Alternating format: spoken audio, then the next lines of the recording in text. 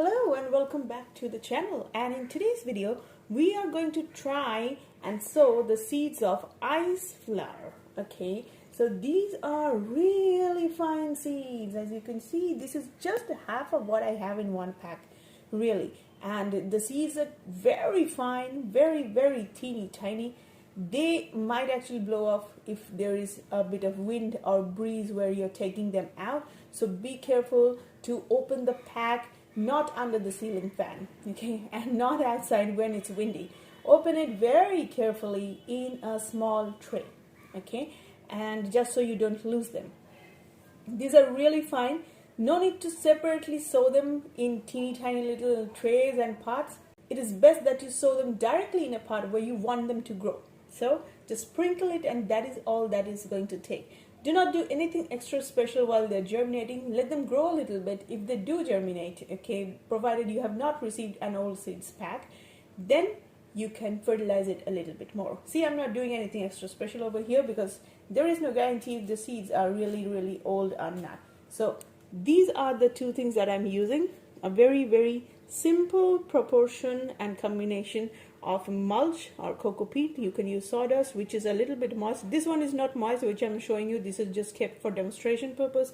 And I'm using garden soil. Now use garden soil a little bit more in this case, about say 60%, completed with a little bit, say about 40% of coco peat or mulch, because as soon as these guys start growing, they're going to need their nutrients from the soil. They will not be able to survive. They might go into shoot rot or root rot if there is too much of mulch, because these will be really fragile. Given the seeds, you can tell by the size of the seeds, it's going to be really fragile when they're growing. So too much of water contained in and around the shoots or the roots might also lead to a problem. I mean, it might not be waterlogging because mulch actually absorbs the water, but it still is going to be too moist for these guys to survive. So just use 40% of coco peat and 60% of well-seeded garden soil. Mix it really well. No need to add fertilizer. Soil already contains its own nutrients. So, and just use a small pot. It is best grown in a small pot or a shallow barrel type of a container. That will also work really good. Okay, and my pot is already ready. I've also made the soil a little moist, so let's just sprinkle it. All right, you can see I sprinkled it, those fine little grains. I still have so much left.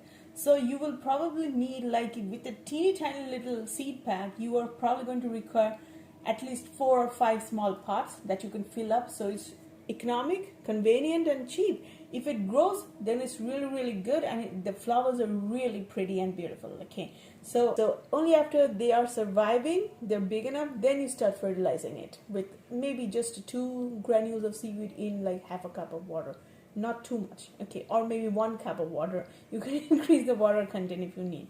Okay, so that was pretty much about this video. I hope you guys enjoyed the video, and if you guys are new to the channel, don't forget to subscribe to the channel.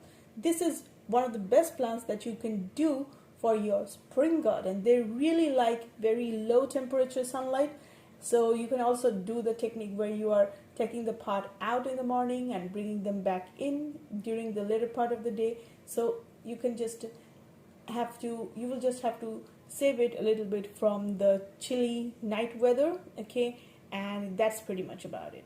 All right, so hopefully if the seed pack is new, then you should be able to germinate them.